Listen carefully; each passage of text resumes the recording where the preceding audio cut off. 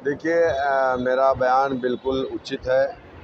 आप मुझे बताइए कि हिंदुस्तान की जंग आज़ादी की लड़ाई में जो लोग आज राष्ट्रवाद की बात करते हैं, ये लोग कहाँ थे? दूर दूर तक इनका कहीं कोई से नाता नहीं था, और आज ये लोग हमें राष्ट्रवाद सिखाने की बात कर रहे हैं। जो कुर्बानियाँ हमने इस देश के लिए दी है जंग आज़ादी की लड़ाई में, यकीनन मैं ये नहीं कहता कि मैंने अकेले या हमारे लोगों ने अकेले कुर्बानियाँ दी, लेकिन जो कुर्बानी मुसलमानों ने दी है वो कुर्बानी किसी और ने नहीं दी है। 50,000 से ज़ायद उलमा इकराम को कत्ल किया गया था अंग्रेज़ों के द्वारा, लेकिन आज हमसे ही आज राष्ट्रवाद की सर्टिफिकेट मांगी जा रही है, राष्ट्रवाद की बात हमसे पूछी जा रही है। कुछ साल हो रहे हैं, यूपी राज्य विद्युत आयोग है, उन्होंने यूनिफॉर्म सिविल कोड की सिफारिश कर दी है। स्टेट गवर्नमेंट को देखा है। देखिए, इस देश को यूनिफॉर्म सिविल कोड की ज़रूरत नहीं है।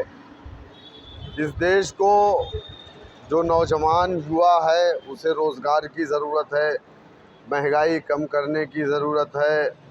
और इस पूरे रोड के अंदर आप देख लीजिए ना, आए दिन रेप की घटनाएं, स्कूल के अंदर बच्चों को टीचर के द्वारा मारा जा रहा है, वो भी हिंदू मुसलमान कह कर के। तो इन सब सारी चीज़ों पे अंकुश लगाना चाहिए। लेकिन सरकार का वन पॉइंट एजेंडा है। अभी बनारस के अंदर 149 का नोटिस मस्जिद को दे दिया कि जमात के लोग यहाँ नहीं रुक सकते। 28 तारीख को नोटिस दे दिया मस्जिद में। तो आप मुझे बताइए कि मस्जिद के अंदर दीन की बात नहीं होगी, मंदिर के अंदर धर्म की बात नहीं होगी, तो फिर कहाँ होगी? ये कौन सी बात है भाई? अरे हमारा देश आज़ाद हो चुका है, ये अंग्रेज़ों का हिंदुस्तान नहीं है। ये एक और सरकार लेकर आई है, वन नेशन वन पोल। ये तो आरएसएस के एजेंडे को आगे बढ़ा रही है बीजेपी। आपकी पार्टी इंडिया गठबंधन का हिस्सा बन रही है कि बनेगी नहीं बनेगी? देखिए, वो मुझे नहीं मालूम कि हमारी पार्टी INDIA का हिस्सा बनेगी कि नहीं मालूम। इसका फ़ैसला हमारा राष्ट्रीय नेतृत्व तय करेगा। लेकिन जहाँ तक मुझे मालूम है कि इस गठबंधन ने हमें तो पूछा भी नहीं, उन्होंने हमें आमंत्रित नहीं किया, क्योंकि हमारे जो लीडर हैं जनाब बैरिस्टर असदुद्दीन ओवैसी साहब, उनके सर पे टोपी है, चेहरे पे दाढ़ी है, बदन पे शेरवानी है।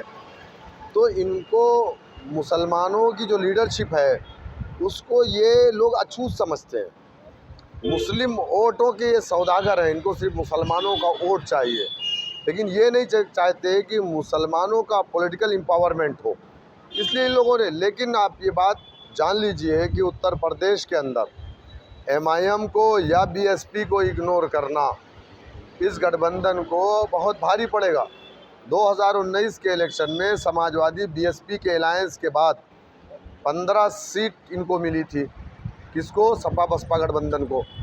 आप बताइए कि वो कौन सी जादू की छड़ी है इनके पास कि कांग्रेस समाजवादी के अलायंस। अच्छा, कुछ पार्टियां तो ऐसी है उत्तर प्रदेश में जिनके पास ना MLA है, ना MP है, ना जिला पंचायत सदस्य है, ना चेयरमैन है, कोई भी नहीं है, वो भी इनके अलायंस का हिस्सा है।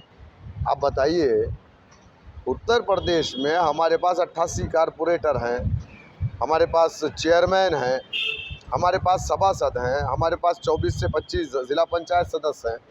ये लोग कह रहे हैं कि नहीं नहीं, आपकी ज़रूरत नहीं है। ठीक है, अच्छी बात है, आने वाला कल बताएगा कि क्या होगा, हम कितने इम्पोर्टेंट हैं या नहीं है। क्या होने वाला है इंडिया का गठबंधन का? आपको क्या लगता है क्या होने वाला है?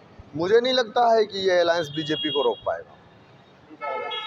तमिलनाडु सरकार में मंत्री हैं, उनके मुख्यमंत्री के बेटे उदयनिधि स्टालिन, उन्होंने सनातन को खत्म करने वाला बयान दिया कि सनातन को खत्म कर देना चाहिए। अब भाई उसके बारे में मैं नहीं जानता। मैं सनातन धर्म के बारे में ना पढ़ा हूँ, ना मैं जानता हूँ, ना मेरा उससे कोई मतलब है।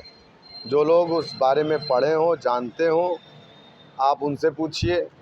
अब वो किसको ख़त्म करना चाहते हैं, किसको रखना चाहते हैं।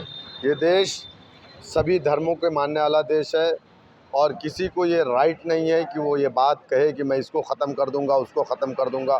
कुछ लोग BJP के भी हैं, वो जो कहते हैं इस्लाम धर्म को हम मिटा देंगे हिंदुस्तान से, तो मैं उसकी भी निंदा करता हूँ। स्टालिन ने जो कहा है मैं उसकी भी निंदा करता हूँ। गठबंधन का हिस्सा है वो गठबंधन के लोग जवाब दें। अब गठबंधन के लोग जवाब दें। BJP एक तरफ तो हमें टारगेट कर रही है, ये दूसरी तरफ सनातन धर्म की बात करें। इसका मतलब है कि ये दोनों लोग हिंदू और मुसलमानों के बीच खाई पैदा करके अपनी रोटी सेकना चाहते हैं।